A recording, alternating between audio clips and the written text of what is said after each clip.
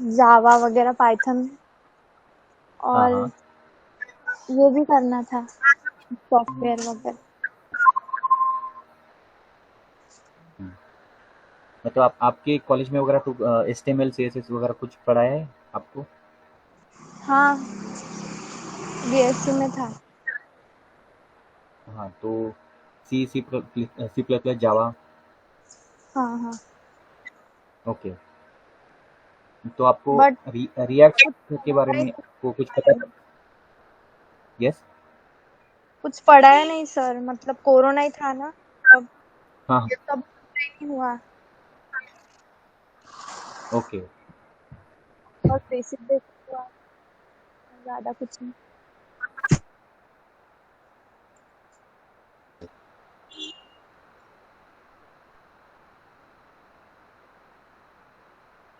हाँ,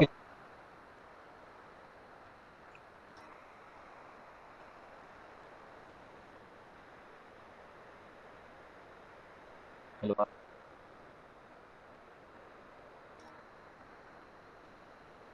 yes. Hello. Hello. हाँ, बताइए। सर हाँ, आवाज नहीं बताइए, आ डरो मत, बताइए आराम से। सर आवाज हाँ, नहीं आ एक मिनट, आवाज आ रही है अभी? हाँ, अभी हाँ, आई। अभी आ रही है। हाँ ओके। हाँ हाँ हाँ। तो अभी आप, आज का पहला क्लास है आपका हाँ सर। कि रिएक्ट के बारे में, या पहले से पता है आपको, या कुछ बिल्कुल पता ही नहीं? IT इंडस्ट्री में क्या होता है, कुछ आइडिया है आपको? नहीं, मुझे किसी ने बताया था आपके बारे में, मतलब इंस्टीट्यूट के बारे में। हाँ हाँ। हाँ, तो उसने लिंक शेयर की, मैंने बस ऐसे ही हाँ। ज्वाइन करी। ओके। हाँ, तो इंडस्ट्री में अभी जो हम IT डेवलपमेंट में, जो सबको पता है कि अभी कंप्यूटर साइंस कर लेते हैं, चाहे वो मास्टर डिग्री या ग्रेजुएट, कोई भी चलेगा, मिनिमम तो एटलीस्ट डिग्री रहा तो प्लस पॉइंट है कोई भी IT इंडस्ट्री में। और प्रैक्टिकली कैसे नॉलेज है, अभी हम कॉलेज लेवल में जो हम करते हैं, राइट? तो हाँ कॉलेज लेवल में जो पढ़ाते हैं सब्जेक्ट, कुछ कवर करते हैं नहीं करते हैं, तो वो अप टू द मार्क, हमें जो लाइव प्रोजेक्ट के अंदर हमें जो यूज करते हैं, जो टूल्स एंड टेक्निक्स, वो वहाँ कॉलेज लेवल में हमें पढ़ाया नहीं जाता, राइट? उसी के हाँ। लिए हमें एक्स्ट्रा का ये सेशन या पड़ता है, की वजह से हमें और एक्स्ट्रा हम्म, नॉलेज मिली।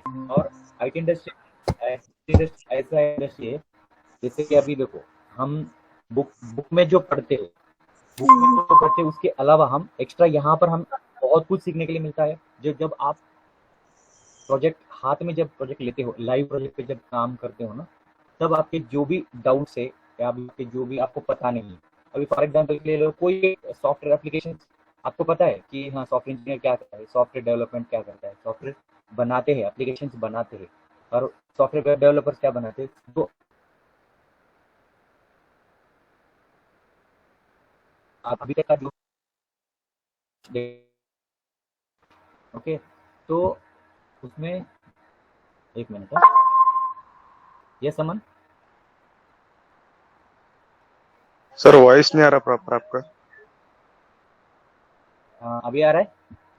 हाँ अभी आ रहा है। हेलो, अभी? हाँ आ ओके रहा है ओके सर अभी। Okay okay okay, fine. हाँ, तो हम हम IT इंडस्ट्री में, बहुत सारे लोगों को पता नहीं कि IT इंडस्ट्री में IT डेवलपर्स, मतलब सॉफ्टवेयर डेवलपर्स क्या करते हैं, और उनका वहाँ का लाइफ स्टाइल कैसी रहती है, मतलब उनको उनका प्रोजेक्ट कैसा रहता है, उनको टास्क कैसे असाइन करते हैं, मतलब उनको कौन से टूल सिखाया जाता है, ट्रेनिंग कैसे वहाँ पर दिया जाता है। वो बहुत सारी चीज़ें हैं जो हम कॉलेज लेवल में हमें सिखाया नहीं जाता। कॉलेज लेवल में हम कैसे जस्ट क्लास अटेंड करते हैं, सब्जेक्ट पढ़ते हैं, कुछ पढ़ाते हैं, कुछ कंप्लीट करते हैं, नहीं करते, और हम ऐसे सेमेस्टर कंप्लीट हो जाता है, एग्जाम दे देते हैं, पास हो जाते हैं, निकल जाते हैं, डिग्री कंप्लीट हो जाता है। बहुत सारे ऐसे ग्रेजुएशन कंप्लीट करने के बाद बहुत सारे स्टूडेंट्स कैसे क्या क्या करते हैं, जो पास आउट होने के बाद सीधा मेट्रो सिटीज़ में चले जाते हैं, पुणे मुंबई वगैरह। तो उनको क्या होता है वहाँ पर, अरे डायरेक्टली हमें जाने के बाद तुरंत जॉब हो जाएगा। बहुत डिफिकल्ट लेवल पे वहाँ पर उनको क्या होता है कि कॉलेज में पढ़ाया जाता है एक है, और कंपनी को रिक्वायरमेंट एक रहती है। ओके, तो कंपनी क्या करती है, जिसके पास स्किल सेट, मतलब अगर फ्रेशर भी रहा कोई भी, ठीक है, अभी आप समझो कि ग्रेजुएशन आपका कंप्लीट हुआ है, चाहे वो BCA हो, या BSc कंप्यूटर साइंस हो, या BCS कंप्यूटर साइंस हो, कोई भी हो, जब आप डिग्री कंप्लीट करके आते हो तो आपको ना कंपनी का एनवायरनमेंट के बारे में आपको बिल्कुल पता नहीं रहता, राइट। तो आप क्या करते हो, अरे कंपनी में मैं इंटरव्यू देने के लिए जाऊंगा, चलो ठीक है, आप इंटरव्यू के लिए प्रिपेयर करोगे। आपके लिए 3 से 4 राउंड रखा जाता है आईटी इंडस्ट्री में। तो एप्टी रहता है, उसके बाद टेक्निकल राउंड रहता है, ग्रुप डिस्कशन रहता है, फिर एच आर राउंड रहता है, मैनेजर राउंड रहता है। ये सारे राउंड से ना, आप इंटरव्यू के राउंड में किसी किसी का एप्टीट्यूड क्लियर ही नहीं होता है तो वहाँ पर रिजेक्ट हो जाते हैं। वो रिजेक्शन की वजह से क्या होता है, एक एक कंपनी, 2 कंपनी, 10 कंपनी, ऐसे कंटिन्यूसली एक महीना, 2 महीना, 3 महीना, 6 महीना ऐसे ही गुजर जाएंगे, लेकिन कहीं पर सिलेक्शन होता नहीं है। क्यों नहीं होता है? क्योंकि हमें राइट टाइम पे राइट इन्फॉर्मेशन, मतलब प्रॉपर नॉलेज नहीं रहने की वजह से क्या होता है, कंपनी हमें रिजेक्शन कर देती है। और कंपनी, कोई भी कंपनी, आईटी इंडस्ट्री चाहे छोटी हो या बड़ी हो, एमएनसी हो या नॉर्मल हो, सबको क्या रिक्वायरमेंट रहता है कि हाँ, एक कैंडिडेट को अगर हम हायर कर रहे हैं तो उस कैंडिडेट के पास वो कैपेबिलिटी, मतलब उसके पास वो स्किल सेट है या नहीं, उसके पास वो पॉजिटिव एटीट्यूड है या नहीं है। ये सारी चीज़ें वहाँ पर हम मतलब चेक करते हैं ना। कोई भी कैंडिडेट के अंदर है ना, अभी हम हायर कर रहे हैं, उसको हम पे कर रहे हैं, तो वो प्रोजेक्ट में प्रॉपरली फिट होता है या नहीं। अगर हम उसको अगर कुछ टास्क असाइन करते हैं, कल जाकर वो बीच में है ना क्विट कर दिया, तो ये सब चीज़ें सारी है ना, वो ध्यान में रखते हुए क्या करते हैं, इंटरव्यू के टाइम में ही उनका सारा एटीट्यूड, मतलब positive attitude. Most important thing क्या है, आप जब भी है ना इंटरव्यू देते हो, राइट, किसी ने दिया होगा या अभी तक, या किसी ने नहीं दिया भी होगा, फिर भी मैं बता देता हूँ क्योंकि मैं खुद भी इंटरव्यू लेता हूँ। तो इंटरव्यू में बेसिकली हम ज़्यादा से ज़्यादा क्या फोकस करते हैं, अब देखो दुनिया में कितने सारे कॉलेजेस है, कितने सारे नॉलेज देते हैं, कितने सारे इंस्टीट्यूट है, या कोई भी कंपनी में यहाँ पर कोई कोर्स करके आते हैं, राइट। कोर्स करके आने के बाद क्या होता है, सिंपली डिग्री कंप्लीट करते हैं, कोर्स कंप्लीट कर लेते हैं, लेकिन इंटरव्यू में वहाँ पर क्या पूछते हैं, कैसे पूछते हैं, वो सारी चीज़ें उनको पता नहीं रहती, राइट। तो पहली बात है, सबको बेसिक नॉलेज रहता ही है।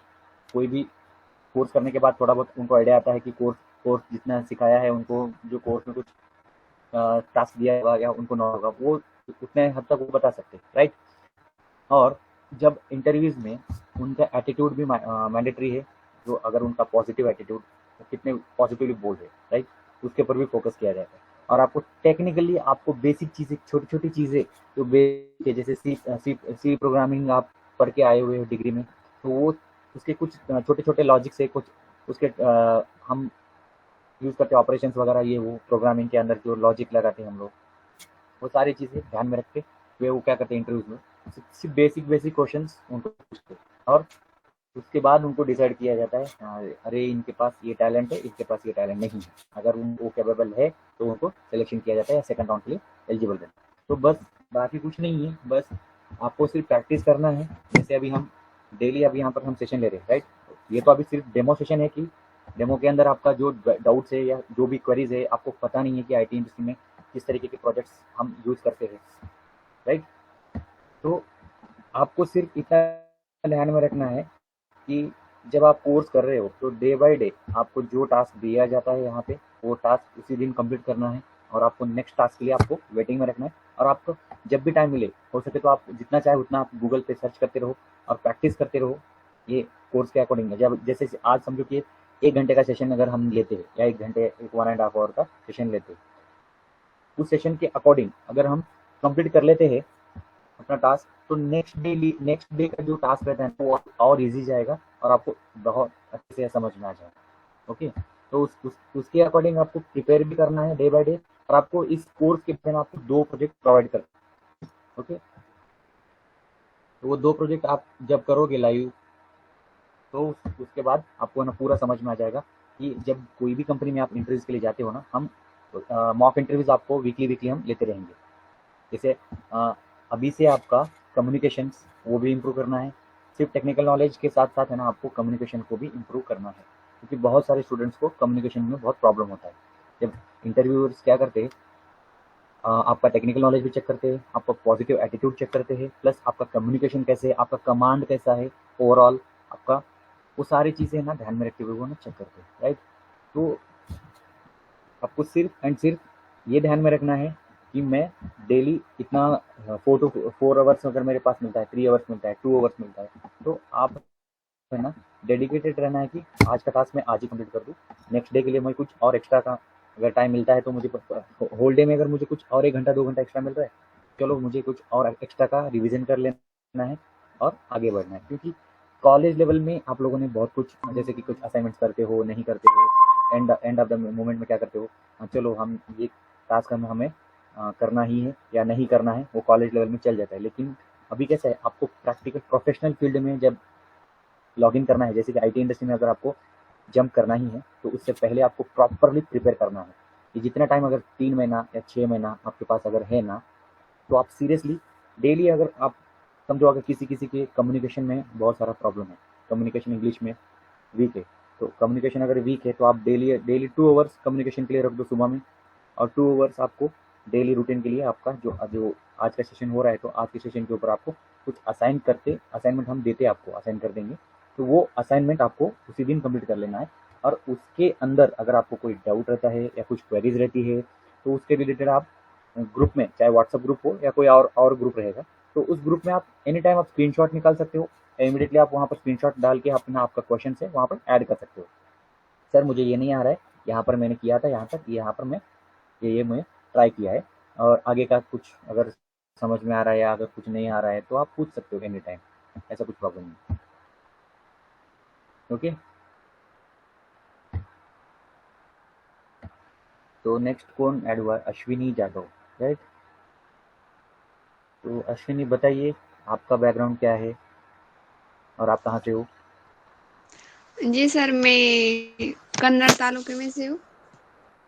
बैकग्राउंड जी, कंप्यूटर इंजीनियरिंग, सॉरी क्वालिफिकेशन कौन से, हाँ कहाँ, कौन से तालुका से? कन्नड़, कन्नड़, नासिक में आता है? औरंगाबाद जिला। औरंगाबाद जिला, ओके फाइन। ओके, आपका एजुकेशन कंप्यूटर साइंस है, मतलब डिग्री चालू है क्या, फाइनल कंप्लीट हो चुकी है? डिप्लोमा कंप्लीट हुआ है, ओके, और अभी क्या कर रहे हो? बीएससी एडमिशन हुआ है या फिर करने वाले हो? हुआ है, फर्स्ट ईयर है, सेकंड ईयर चालू है अभी। बीएससी का, ओके। और आपको कुछ पता है जैसे सॉफ्टवेयर कंपनी के बारे में या उसके रिलेटेड, अगर ये कोर्स के बारे में, नहीं, क्या कौन से प्रोजेक्ट? नहीं, ओके, ये फिर सिर्फ रेफरेंस दिया किसी ने तो आप ज्वाइन हो गए? हो ओके, ये आपका पहला सेशन है? हो ओके फाइन। आपको फुल स्टैक के बारे में पता है, इससे पहले कभी सुना है? हो सर, नहीं दे डिप्लोमा में डीएसयू में वो स्टैक चैप्टर था ना, थोड़ा बहुत डेटा स्ट्रक्चर एल्गोरिथम है, हो डेटा स्ट्रक्चर। ओके। तो आपको कॉलेज में क्या क्या पढ़ाया है, मतलब C, C plus plus, C plus Java, plus Java, HTML, CSS, ऐसे कुछ, जावास्क्रिप्ट ऐसे कुछ? हमारी हाँ इंडस्ट्रियल ट्रेनिंग थी ना, उसमें हुआ था HTML CSS। हाँ, तो आपको एचटीएमएल सीएसएस कितने हद तक आता है, मतलब कितना कम, बोल सकते हो 50%, 100%? 50%। ओके, अवेयर, मतलब आपको अवेयर हो कि एचटीएमएल सीएसएस आता है। और बूटस्ट्रैप वगैरह किसी ने सिखाया? नहीं, जावास्क्रिप्ट? वो जावास्क्रिप्ट सर तो अच्छा, थोड़ा बहुत। अ, कोरोना की वजह से ऑनलाइन लेक्चर होने, ज्यादा कुछ समझ नहीं आता। ओके, तो ठीक है। फुल स्टैक मतलब आपको कितने टाइप्स के फुल स्टैक वगैरह पता है, या फिर फुल स्टैक पता है आपको, ऐसा कुछ मालूम है? नहीं, नहीं, सिर्फ स्टैक। हाँ स्टैक मतलब है ना, दो दो कॉम्बो पैक को हम स्टैक बोल सकते हैं, जैसे कि फ्रंट एंड है, बैक एंड है, दोनों को हम मिला के फ्रंट एंड बैक एंड को फुल स्टैक बोलते हैं, राइट। तो हो आईटी कंपनी में क्या होता है, पहले है ना, फ्रंट एंड डेवलपर बहुत डिमांडेड थे, उसके बाद बैक एंड डेवलपर, ये दोनों भी डेवलपर्स है ना अलग अलग रहते थे। जिसको फ्रंट एंड आता है तो फ्रंट एंड डेवलपर बन जाता था, जिनको बैक एंड आता है तो बैक एंड डेवलपर बन जाता है, राइट।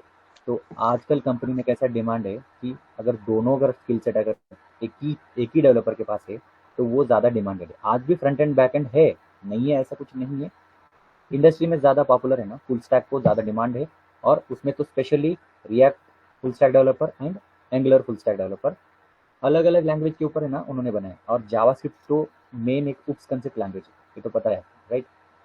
जैसे कि अभी सी प्रोग्रामिंग आपने सीखा है कॉलेज लेवल में, इसके बाद CPP सीखा है, उसके बाद जावा है, जब PHP है, पाइथन है, डॉटनेट है, उसके बाद आता है जावास्क्रिप्ट। और वर्ल्ड वाइड में है ना सबसे ज़्यादा यूज़ होने वाली लैंग्वेज है ना जावास्क्रिप्ट है। और ये जावास्क्रिप्ट का ही 2 फ्रेमवर्क है, एक एंगुलर है, रिएक्ट है और नेक्स्ट है व्यू.js। तो तीनों भी है ना एक के पीछे एक मतलब कॉम्पिटिशन पे है, राइट। तो इन तीनों में से है ना आप कोई भी, जैसे अभी आप रिएक्ट सीखने वाले हो यहाँ पे, तो इसको मन स्टैक बोलते हैं, MERN, मन स्टैक डेवलपर। तो मैं आपको थोड़ा बहुत ओवरव्यू दे देता हूँ, तो क्योंकि आज आप लोगों को कुछ मतलब न्यूली ज्वाइन हुए ना, तो मैंने अभी दो सेशन में है ना मैंने आपको बता देता हूँ, डेमो दिया है मैंने और ओवरऑल पूरा, तो मैं आज फिर से एक बार बता देता हूँ। Okay, just a minute.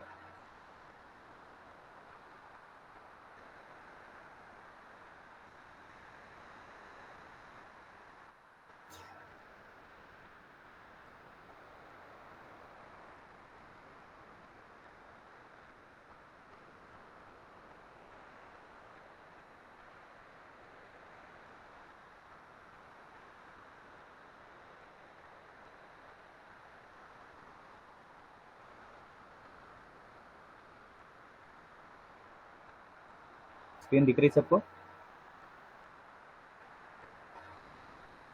Yes, आप इंटरेक्ट कीजिए बीच बीच में, ताकि मुझे भी पता चलेगा आप लोगों को समझ में आ रहा है, राइट। डरो डरो मत, दिल खोल के आप बात कर सकते हो, मतलब पूछ सकते हो, आपको कोई भी क्वेश्चन है।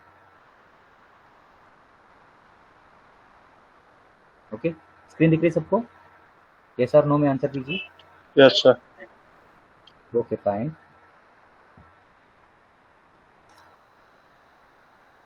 जो अभी हम कोर्स लेने वाले हैं ना, तो ये इसको हम बोलते हैं फुल स्टैक, स्टैक भी बोलते हैं, फुल स्टैक डेवलपर बोलते हैं, या कोई कोई क्या फुल स्टैक डेवलपर बोलता है, कोई मन स्टैक डेवलपर भी बोलता है, राइट। तो बता देता हूँ स्टैक डेवलपर ये है ना कैसे, MERN, ये जो मन है, मतलब है तीनों चारों मिला के है ना एक कॉम्बो पैक है। इसमें फुल स्टैक भी आ गया और मतलब फ्रंट एंड बैक एंड दोनों भी आ गए।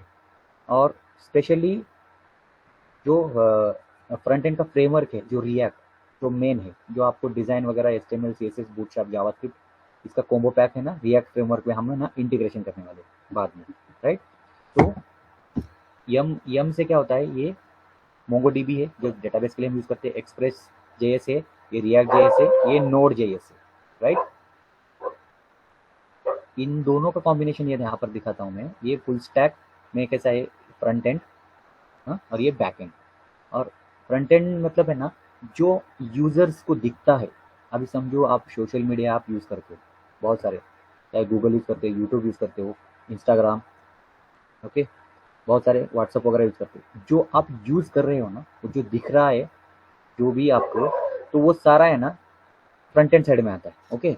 उसको हम यूजर इंटरफेस बोलते हैं। यूजर इंटरफेस बोलते हैं तो आप जो जो कुछ भी दिख रहा है आप उसको इंटरफेस कर रहे हो, मतलब आपको जो आप समझो कि यूट्यूब पे आपने कुछ सर्च किया, सर्च बॉक्स में आपके फेवरेट कोई सॉन्ग्स या मूवी आपको है ना वहाँ पर सर्च कर रहे हो, राइट। उसके अकॉर्डिंग आपको वहाँ पर है ना वीडियोज दिख सकते हैं। तो ये हुआ, यूजर क्या कर रहा है, उसके अकॉर्डिंग उसमें ना वैल्यू को ऐड कर रहा है, राइट। उसमें वैल्यू ऐड कर रहा है, तो उसके बाद उसको सर्च कर रहा है, सर्च बटन डाल के, तो उसको उसके अकॉर्डिंग उसको वीडियोज या इन्फॉर्मेशन मिल जाती है। यूजर इंटरफेस मतलब एक क्लाइंट साइड रहता है, ओके। और में क्या होता है, सर्वर साइड, जो आपने यूट्यूब के अंदर सर्च बॉक्स पे, राइट, आपने जो भी इंफॉर्मेशन या जो भी आपने सर्च किया वहाँ पर, पर्टिकुलर आपको एक वीडियो चाहिए या मूवी चाहिए या सॉन्ग चाहिए, तो वो क्या करता है, सर्वर में स्टोर हुआ है ना जो इन्फॉर्मेशन, बैक एंड साइड से हमें मिलता है। इसीलिए है ना front end and back and ये दोनों का कॉम्बिनेशन है फुल स्टैक। हम उसी को हम एक क्लाइंट साइड रहता है, एक सर्वर साइड रहता है। तो क्लाइंट साइड से हम है ना फ्रंट एंड बनाते हैं और बैक एंड साइड में सर्वर साइड में हम जो डेटा को स्टोर करके है ना उसको रिट्रीव करते हैं, ओके। मैंने बताया कि मन स्टैक क्या होता है। यम से MongoDB, ई से Express.js, React.js एंड Node.js, इसको मन फुल स्टैक डेवलपर या मन स्टैक डेवलपर बोलते हैं, ओके। ये फ्रंट एंड के टेक्नोलॉजी से React.js के अंदर और बैक एंड के technology Express.js, MongoDB and Node.js। आपको पता रहना चाहिए मन स्टैक, देखो ME, ये R और ये N, ये कॉम्बो पैक है। React.js फ्रंट एंड साइड में आता है, बैक एंड साइड में ये तीनों टेक्नोलॉजी आती है, राइट। और React.js के अंदर कौन सी टेक्नोलॉजी हम यूज़ करते हैं, HTML, CSS, JavaScript and bootstrap, ये कॉम्बो मिलाकर ये कंप्लीट एक फ्रंट एंड टेक्नोलॉजी बन जाता है, एक फ्रेमवर्क बन जाता है। जावास्क्रिप्ट का ये फ्रेमवर्क है रिएक्ट जेएस, ओके। और एक्सप्रेस वेब फ्रेमवर्क है ये mongoose node JS web server. और मोंगोडीबी डेटा क्या करता है, ये एक्सप्रेस फ्रेमवर्क के साथ इंटीग्रेशन करके मोंगोज ये नोड जेएस हम बैकएंड के लिए इंस्टॉल करते हैं। और डेटाबेस के अंदर हम क्या करते हैं, मोंगोडीबी को हमारा राइट। अगर मैं वो कंपेरेटिव दिखाऊंगा गूगल ट्रेंड के ऊपर, मैंने यहाँ पर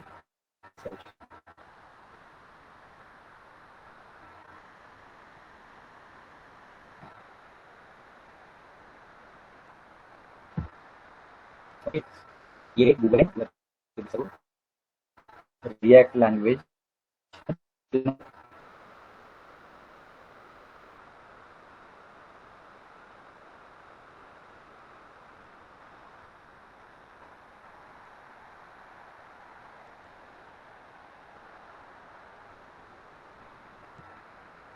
मैं आपको दिखा देता हूँ यहाँ पे।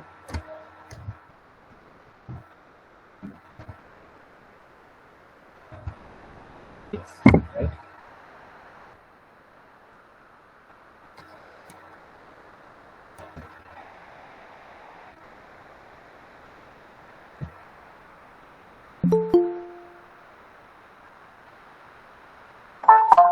ओके, ये रिएक्ट जेएस हमने देखा। अब हम एंगुलर को भी हम देखेंगे कंपैरिजन, ओके, कंपेयर करके देखेंगे। तो एंगुलर जेएस, ओके, देख सकते हो रिएक्ट जेएस और एंगुलर जेएस, ये दो हम जावास्क्रिप्ट के जो में ये एक दूसरे के साथ।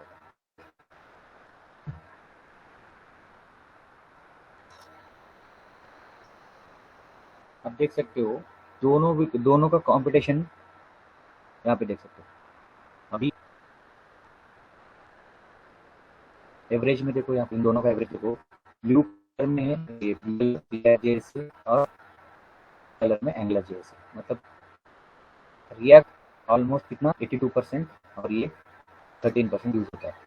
यहाँ पर भी इसका रेशियो देख सकते हो,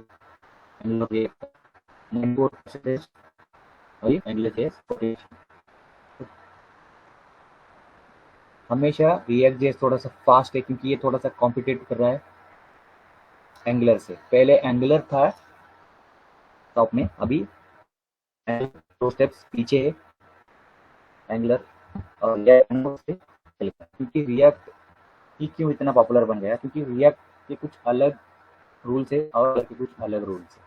एंगुलर जेएस क्या करता है, उसका खुद का एक रूल एंड रेगुलेशन वो फॉलो करता है।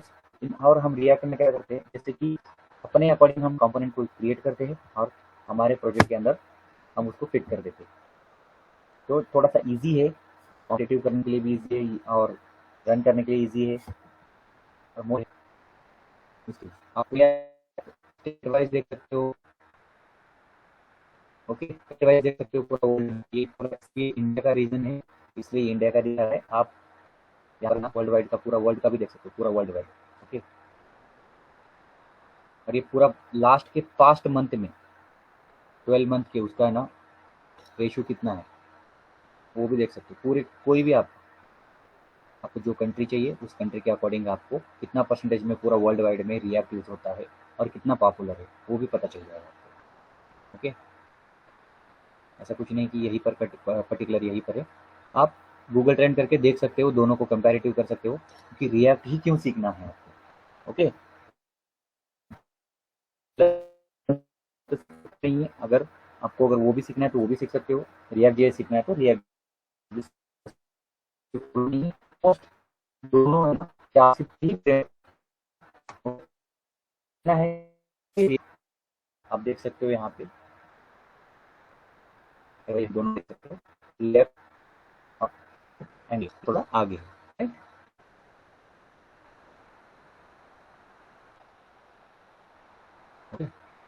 मन स्टैक मतलब रिएक्ट ही क्यों चूज करना है, मैंने यही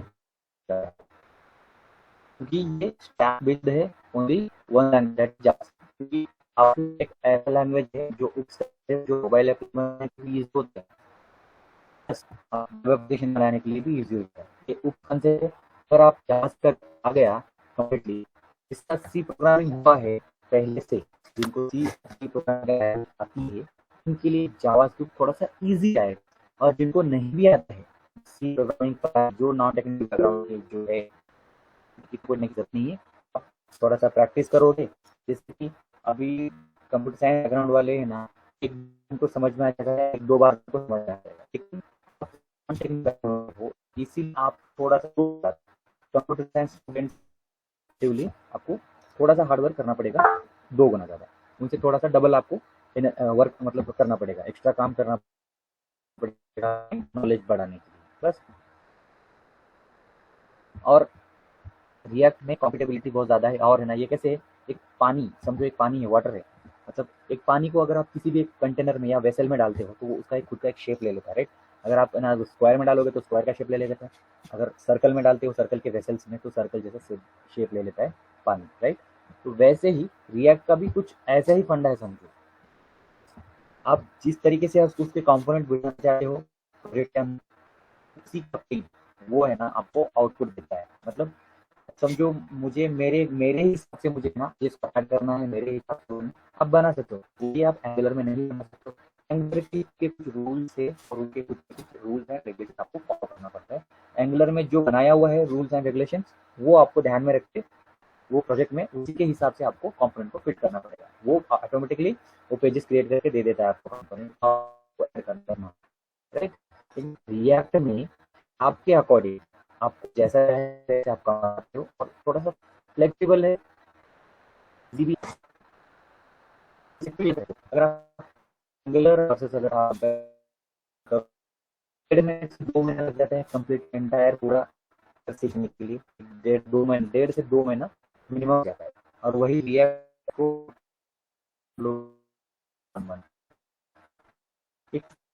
लर्नर की क्विक लर्निंग है, इजी भी है और समझने में भी इजी है, करने में प्रैक्टिस करने में बहुत इजी है। ओके,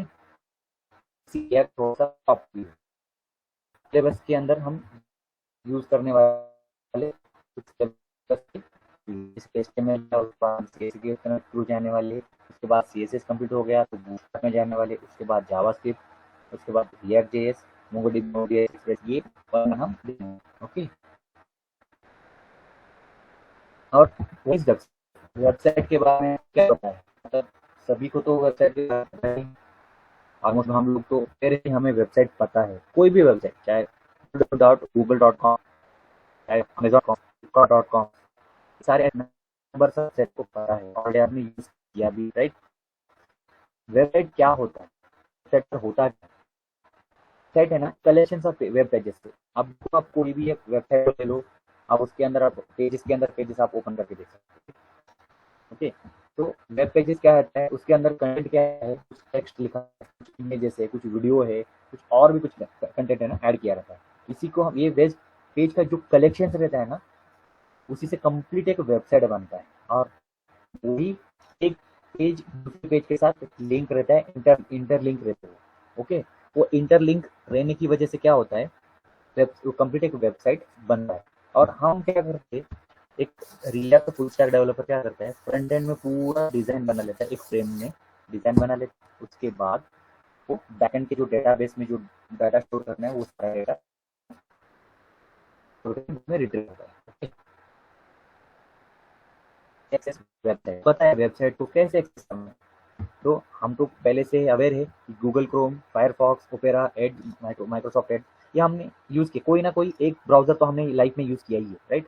तो हम वेबसाइट, कोई भी वेबसाइट को अब हम चेक करते हैं तो पहले हम क्या करते हैं, कोई भी एक ब्राउज़र को चूज़ करते हैं, उस ब्राउज़र के अंदर हम पर्टिकुलर एक वेबसाइट को चूज़ करने के बाद हम उसको ओपन करते हैं, उसके बाद हम उसके अंदर होम पेज के अंदर हम चले जाते हैं, और हमें जो चाहिए इन्फॉर्मेशन हमें मिल जाता है उस वेब पेज के अंदर, राइट। और हमें वो पूरा इन्फॉर्मेशन कहाँ से मिलता है, एक सर्वर से मिलता है। ओके, और वो सर्वर, वेब सर्वर कहाँ रहता है, क्या है वो web server, what is web server, मतलब वो क्या है, कहाँ पर रहता है। तो web server is a computer that stores web server software. तो वेब सर्वर क्या करता है, पूरे सॉफ्टवेयर को स्टोर करता है, वेबसाइट के कंपोनेंट्स को एक फाइल्स कंप्लीटली। जब भी आप कुछ इन्फॉर्मेशन सर्च कर रहे हो तो आपको इन्फॉर्मेशन मिल जाता है इमीडिएटली आपके अकॉर्डिंग, राइट। अभी मैं आपको दिखाता हूँ, ये गूगल है, राइट। यहाँ पे ये पूरा एंटायर है, यहाँ से लेकर ये पूरा एक फ्रेमवर्क है। इस फ्रेमवर्क में आपको क्या दिख रहा है, यहाँ पर सिंपल है, ये एक यहाँ पे है ना जीमेल लिखा हुआ है, इमेजेस लिखा हुआ है, ये ऐप्स है गूगल ऐप्स, ये हम लॉगिन करते हैं, राइट। तो इसके अंदर नीचे देखो, जब मैं माउस ओवरव्यू करता हूँ तो नीचे लाइन आता है, तो इसका मीनिंग क्या है, ये है ना हाइपरलिंक बोलते हैं इसको हम लोग। हाइपरलिंक मतलब ये पेज किसी और पेज के साथ कनेक्टेड है। जब मैं उसको क्लिक करता हूँ तो ऑब्वियसली जीमेल के अकाउंट में मैं लॉगिन कर लूंगा, राइट।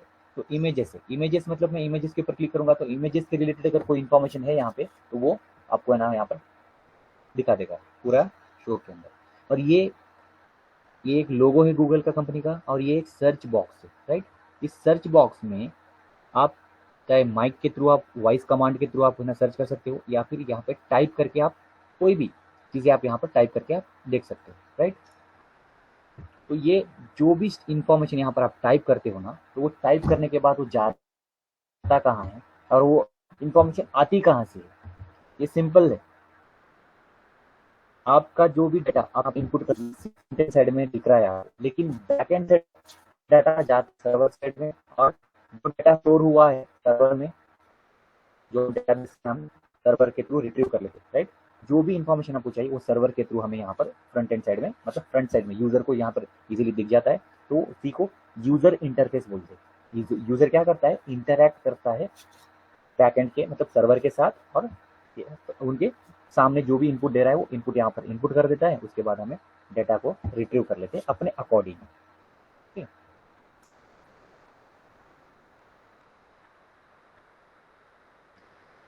नेक्स्ट है टाइप्स ऑफ सिक्स, मतलब वेबसाइट के अंदर भी बहुत सारे टाइप्स है, राइट। स्टैटिक वेबसाइट से और डायनामिक वेबसाइट से। तो स्टैटिक वेबसाइट्स में और डायनामिक वेबसाइट में डिफरेंस क्या है कि जो डायनामिक वेबसाइट से, ओके, डायनामिक वेबसाइट, अभी आप अमेजोन का है ना एक वेबसाइट आप ओपन करते हो, ओके, मैं आपको दिखाता हूँ।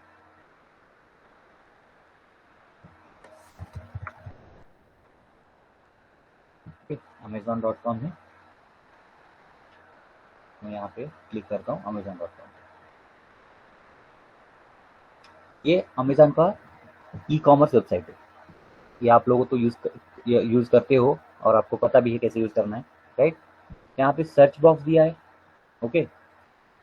आपके अकॉर्डिंग आपको कुछ भी इंफॉर्मेशन मतलब या कुछ भी प्रोडक्ट चाहिए होगा तो आप यहाँ क्या करते हो, पर्टिकुलरली यहाँ पर सेलेक्ट करते हो, ओके। फॉर एग्जाम्पल ये समझो अभी मैं मोबाइल फ़ोन डाल दिया, राइट।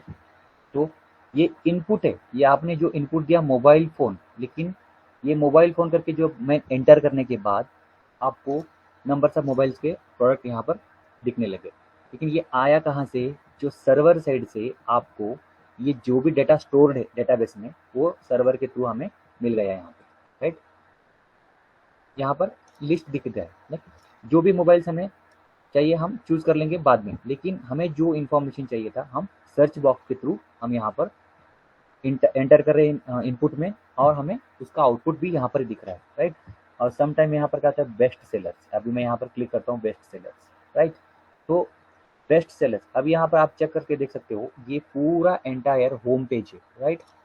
और यहाँ बॉटम में आके चेक करो, ये देखो ये क्या है आपका, ये है फुटर, ये आपका फुटर है और ये आपका हेडर है। हेडर और फुटर कभी भी चेंज नहीं होगा, और बाकी के जो कंटेंट है आपका, जैसे कि ये जो प्रोडक्ट के लिस्ट हो गया, प्रोडक्ट गैलरी हो गई, प्रोडक्ट का डिस्क्रिप्शन हो गया, ये चेंज होता रहेगा आपके अकॉर्डिंग। अभी मैं मोबाइल्स, ओनली मोबाइल्स पे क्लिक करूँगा तो मोबाइल्स के पेज ही ओपन हो गए, राइट। लेकिन आप थोड़ा सा ऑब्जर्व करके देखो, आपका हेडर एज इट इज़ वैसे के वैसा ही है। और अभी देखो यहाँ पर बॉटम में आओ पूरा, ओके, पूरा बॉटम में आने के बाद आपका फुटर भी एज इट इज़ है। ये कैसे है, तो आपको है ना स्टैटिक और डायनामिक वेबसाइट, ये डिफरेंस मैं बता रहा हूँ आपको।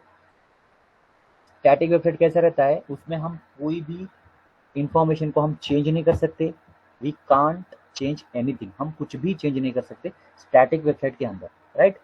और डायनेमिक वेबसाइट के अंदर हम क्या कर सकते हैं, user can enter the data, user can enter the data. अभी देखो मैं आपको बताया, यहाँ पे यूजर है ना, यहाँ पर डेटा एंटर कर सकता है, राइट। और पर्टिकुलर इसके ऊपर क्लिक करके फोन के ऊपर पूरा उस प्रोडक्ट का डिटेल्स डिस्क्रिप्शन देख सकता है, ओके।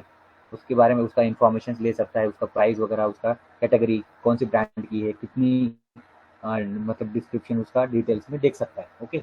ये क्या हो रहा है, ये यूजर इंटरफेस, मतलब ये इंटरैक्ट हो रहा है यूजर के साथ, है ना। वो कमांड वो इनपुट दे रहा है और वो विद इन पेज के अंदर जस्ट फ्रेम चेंज हो रहा है। आप चेंज करके ध्यान से देख सकते हो, आपका header footer as it is है, और आप यहाँ पर जस्ट इनसाइड द बॉडी आपको है ना सिर्फ पेजेस चेंज हो रहा है। ये ध्यान से देखो, आप यहाँ से लेकर आपका पूरा नीचे तक, राइट, ये आपका पूरा डिटेल्स में,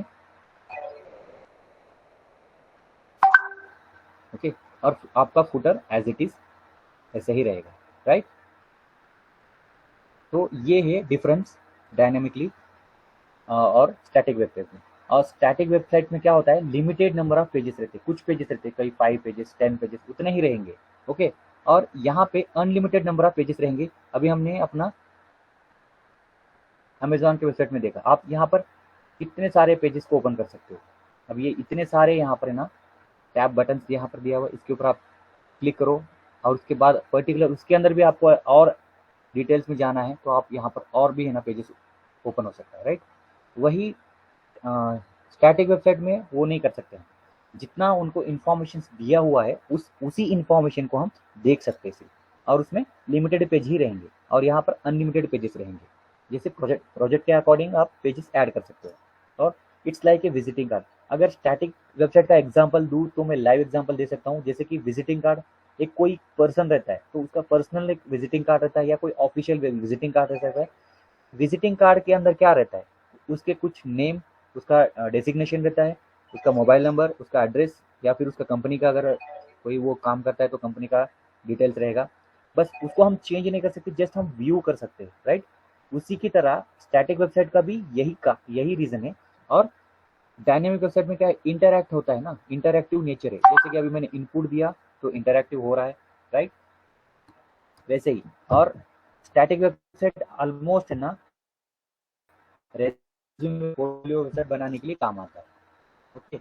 और डायनेमिक वेबसाइट में हम है ना, जैसे कि अभी अमेजॉन यूट्यूब देखा एग्जाम्पल, तो उसका हम ना उसको इंटरैक्ट कर सकते हैं, जो भी आप इनपुट दे रहे हो उसका आउटपुट भी वहाँ पर इंस्टेंट दिख जाता है। यही डिफरेंस है दोनों में वेबसाइट्स के अंदर, ओके। और HTML, CSS, database and JavaScript, जैसे कि हम HTML बहुत कुछ लोगों को पता है, कुछ लोगों को नहीं पता है, राइट। तो HTML बोलते हैं एक बेस रहता है, एंटायर एक प्रोजेक्ट का एक बेस रहता है, उसका पूरा स्ट्रक्चर। अभी जैसे कि यहाँ तो स्केलेटन का स्ट्रक्चर दिख रहा है, ह्यूमन का स्केलेटन, राइट। तो उसके बाद जो पर्सन HTML का कोड, टैग्स, एलिमेंट्स, जो पूरा इंफॉर्मेशन सीख जाने के बाद हम क्या करते हैं, CSS क्या होते हैं, कैस्केडिंग स्टाइल शीट। और ये हाइपरटेक्स्ट मार्कअप लैंग्वेज में हम सिर्फ बेस बनाते हैं प्रोजेक्ट का, ओके। उसके बाद हम उसको मॉडिफिकेशन करते हैं, जैसे कि कलरिंग करना, बैकग्राउंड चेंज करना, फॉन्ट साइज चेंज करना, तो हाइट विड्थ रेजुलेशंस, हम रेस्पॉन्सिवनेस पेजेस वेब पेजेस बनाने के बाद रेस्पॉन्सिव है या नहीं है, ये सब सारी चीज़ें हम CSS से करते हैं। और डेटाबेस में डेटाबेस को कनेक्टिविटी करते हैं, उसके बाद जावास्क्रिप्ट में मॉडिफाई करते हैं लॉजिक वाइज, ओके। ये आगे हम देखेंगे इसका डिटेल्स में, ओके। और रिएक्ट में क्या है, सिंगल पेज एप्लीकेशन बोलते हैं, सिंगल पेज SPA बोलते हैं। क्यों सिंगल पेज एप्लीकेशन बोलते हैं, मैंने अभी आपको एग्जांपल दिया। यहाँ पे आपको रीलोड करने की ज़रूरत नहीं है, रिफ्रेश करने की ज़रूरत नहीं है। आप जस्ट एक क्लिक, जहाँ पर क्लिक करते हो तो आपको header footer as it is रहेगा, बस कंटेंट चेंज होता रहेगा। इसी को बोलते हैं सिंगल पेज एप्लीकेशन। मतलब विद इन द पेज के अंदर आप रहोगे एज इट इज़, लेकिन नेक्स्ट पेज आपको विद इन फ्रेम के अंदर ओपन हो जाए। यही तो डिफरेंस है कॉमन स्टैटिक वेबसाइट में और डायनेमिक वेबसाइट में। और एंगुलर और रिएक्ट में सिंगल पेज एप्लीकेशन यूज किया जा सकता है। आपको नेक्स्ट टैब ओपन नहीं होता है, अभी आपने डायरेक्टली google.com पे जाकर है ना amazon.com डाला तो डायरेक्टली आप होम पेज पे आ गए, राइट। उसके बाद आप कहीं पर भी एक पर्टिकुलर टैब के ऊपर आप क्लिक करते हो ना, तो आपका header footer as it is रहेगा, सिर्फ कंटेंट चेंज होता रहेगा। इसको बोलते हैं single page application. Single page application, SPA। ये सिंगल पेज एप्लीकेशन में ही आपको पूरा पेजेस, अलग अलग पेजेस कंपोनेंट आपको विद इन फ्रेम के अंदर दिखाई देते। ओके, नेक्स्ट है let's installations. VS code installation करना। बहुत सारे लोगों को VS कोड पता है, इसको हम एडिटर भी बोलते हैं, VS कोड एडिटर। ओके, ये हमें डेवलपमेंट के लिए लगने वाला है एडिटर। मैं आपको बता देता हूँ VS कोड एडिटर कैसे, राइट।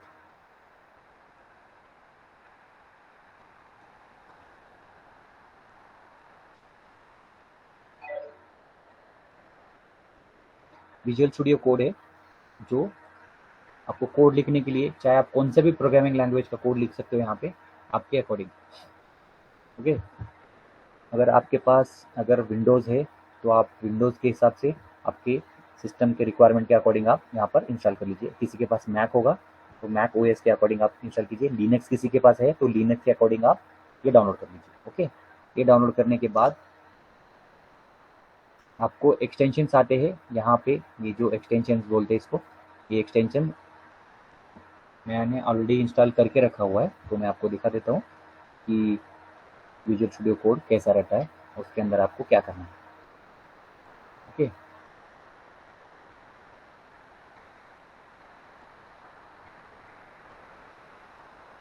यहाँ पर देखो ये विजुअल स्टूडियो कोड है, राइट। तो ये यहाँ पे जब क्लिक करोगे तो एक्सटेंशन करके आएगा।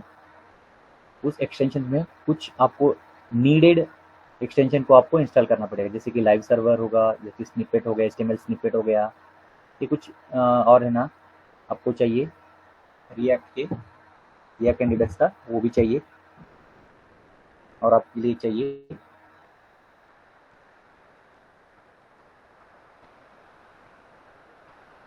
लाइव सर्वर हो गया, और ये प्रिपेयर कोड फॉर्मेटर भी एक चाहिए आपको। कोड एक अप्रोप्रिएट दिखने के लिए कोड फॉर्मेटर एक्सटेंशन से जब आप VS कोड इंस्टॉल करोगे तो ये नीड है, तो आपको एक्सटेंशन ऐड कर लेना है आपके अकॉर्डिंग। एक आपको पहला चाहिए लाइव सर्वर, उसके बाद ये कोड फॉर्मेटर चाहिए, और HTML स्निपेट चाहिए। ये HTML स्निपेट है। Okay, git history, git project, और ये E7 React Redux React Native snippet, ये भी आपको इंस्टॉल करना है यहाँ से। अगर आपको CSS फॉर्मेटर चाहिए तो CSS फॉर्मेटर बूटस्ट्रैप के है, आपके अकॉर्डिंग जो चाहिए आप यहाँ पर ऐड कर सकते हो। लेकिन जो 3 4 5 जो नीडेड है बेसिकली, वो आपको कंपलसरी आपको एक्सटेंशन को ऐड करना है, इंस्टॉल करना है। जस्ट सिंपली आपको है ना, यहाँ पर है ना मैंने 31 के अकॉर्डिंग है ना हमने यहाँ पर ऐड किया हुआ है। ये देखो, अभी मैं समझो ये .NET का है, मैं अभी इसको क्लिक करता हूँ, राइट। क्लिक किया और यहाँ मैं अनइंस्टॉल कर रहा हूँ, ठीक है। ये हो गया अनइंस्टॉल। अनइंस्टॉल करने के बाद देखो ये इंस्टॉल ऑप्शन आता है। अगर आपको एक्सटेंशन चाहिए तो यहाँ डायरेक्टली इंस्टॉल कर लीजिए। अभी मैं इसको भी .NET कोर स्निपेट है, ओके, इसको भी मैं अनइंस्टॉल कर रहा हूँ। ओके, ये अनइंस्टॉल हो गया। इसके अकॉर्डिंग अगर आपको चाहिए होगा तो सिंपल है, ये देखो इंस्टॉल कर लो। क्लिक करने के बाद ये हो गया इंस्टॉल।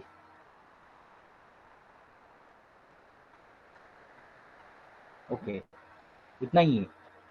जब आप VS कोड को सक्सेसफुली डाउनलोड करने के बाद आपको एक्सटेंशन को ऐड करना है, राइट। ये सिंपल है। अगर आपको नहीं समझ में आया तो मैं बाद में आपको दिखा दूंगा। अगर आपको ये एक्सटेंशन कैसे ऐड करना है नहीं आपको समझ में नहीं आ रहा है तो मुझे पूछ लीजिए बाद में। ओके, ये आपके अकॉर्डिंग आप डाउनलोड कर लीजिए। ओके, तो हम आगे है ना HTML के कुछ डिस्कशंस हम बाद में कर लेंगे, लेकिन आज तो कुछ भी आपको बेसिक्स मैंने बताया है, बेसिक्स जो डाउट्स है या बेसिक कुछ भी आपको पूछना है तो आप पूछ सकते हो।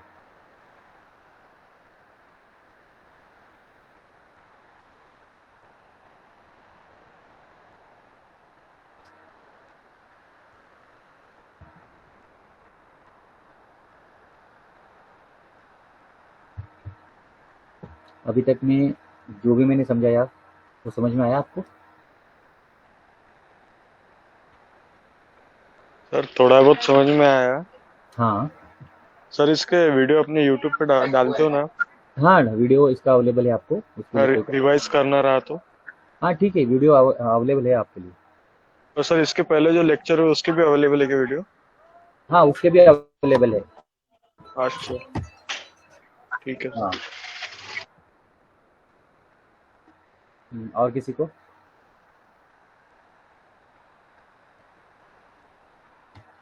हेलो,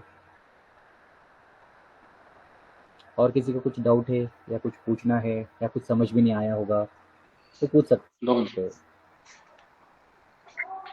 यस रोशन। यस नहीं कोई इश्यू नहीं है। ओके।